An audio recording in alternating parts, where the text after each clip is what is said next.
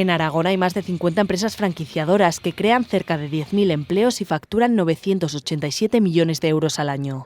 Un modelo de negocio que está en auge, sobre todo en sectores como belleza o restauración. Sus retos, desafíos y futuros se han analizado en la Jornada de Franquicias 2023, que organiza el Instituto Aragonés de Fomento en colaboración con otras asociaciones. El sector de la franquicia en Aragón está enfocado más a servicios y distribución.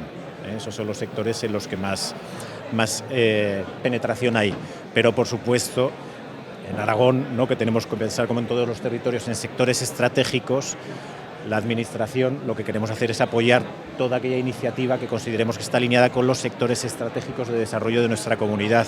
En la jornada se han expuesto algunos casos de franquicias aragonesas de éxito, como es el grupo La Mafia se sienta a la mesa.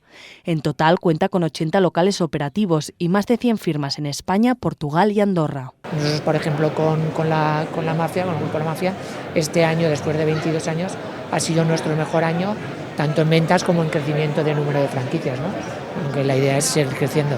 En este momento se encuentran en plena expansión y buscan potenciar sus últimos proyectos, D'Italy y la boutique Italian Food, apostando por una clara diferenciación marcada por la calidad. Esta estrategia de diferenciación nos permite salirnos de la línea de los italianos al uso con recetas exclusivas elaboradas en nuestro obrador. Es decir, si tú quieres comerte unos caramelos de morcilla con pimiento piquillo, solo te lo vas a poder comer en nuestro grupo. En la jornada también se ha firmado el Manifiesto de Impulso a la Franquicia. Este documento permitirá que las empresas aragonesas del sector puedan contar con apoyo nacional.